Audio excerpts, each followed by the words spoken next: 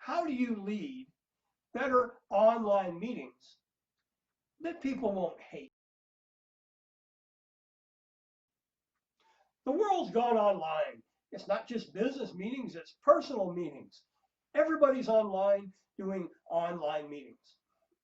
So, have the rules changed? Not really, but there are some additional considerations. First, remember that meetings are a leader's tool to disseminate information, to gain information, to check on progress. And the basic rules of meetings don't change.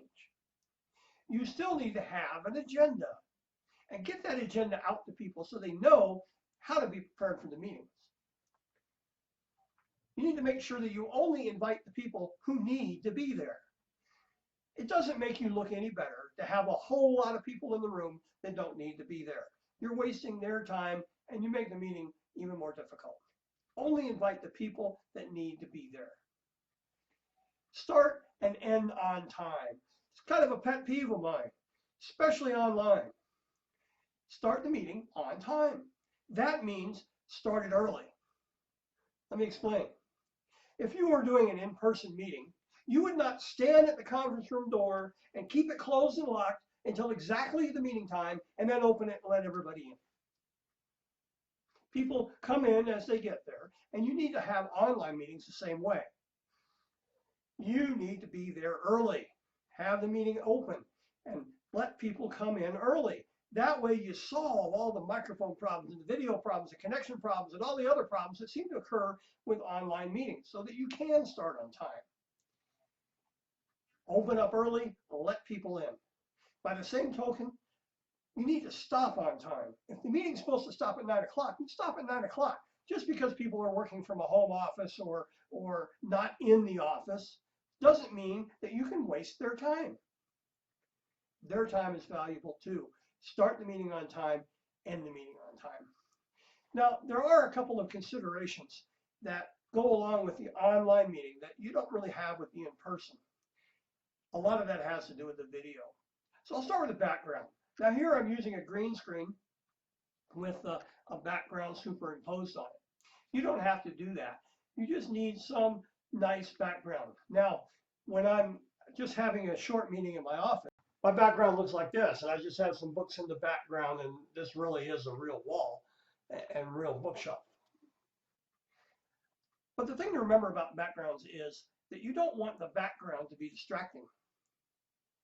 Things like this will tend to make people watch the background instead of paying attention to the meeting. Lighting is another consideration. Now, you don't need to get a whole lot of studio lights and fancy setups to do this, but you do want to make sure that you at least have a little bit of light on your face so that you don't look like you're in a cave or something and people can see who you are. And along those lines, there's another consideration. When you're going to be on an online meeting, get up, get dressed, do your hair, and turn on the camera. You would not go into a meeting in your office like this and say, well, I just didn't have time to do my hair today. You wouldn't do that. Don't do it online. It's unprofessional. Turn the camera on so people can see you. When it comes to the camera itself, it's best to have a camera that's a little above you, but it doesn't have to be, again, anything fancy. You can use your laptop camera. But keep in mind, people don't want to see the top of your head, right? And they don't need to see all of you in some kind of stretched out format, right? They just need to see you. It doesn't have to be anything fancy. Just make sure the camera sees you as close as possible to what you really look like. Now, also a microphone. Many cameras now or laptops have their own microphone. If you use your phone, your cell phone, it has a microphone as well. Just make sure that people can hear you clearly. Again, it doesn't require a lot of special equipment. Just make sure your microphone is working clearly. And the last thing is Another pet peeve of mine. You have pets, great. I love dogs, but I don't love them in the video. I know your cat's cute, and I know they do cute things, but at a business meeting, that just isn't appropriate. Get the animals out of the room because, again, they distract people and they take away from the purpose of the meeting. Yeah, I know. Everybody thinks I hate animals now. I don't. I just don't want them in my business meeting. So those are some tips to make you more effective in your online meetings. Practice. Put it all together, turn your camera on, and just practice so that you know what you look like and how to operate the software that you're using so that when you do host the meeting, it'll go smoothly.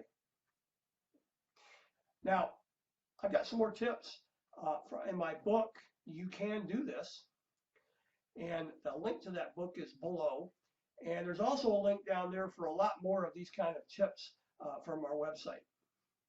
So have a great online meeting. Just follow the rules.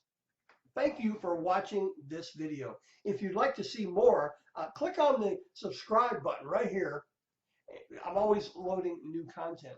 And speaking of content, in the description below, there's a link. Go to that link. It takes you to our website where you can download a lot more great information. And it's no sales. It's all free. Just want to give you some tips, tools, and techniques to help you be a more effective leader.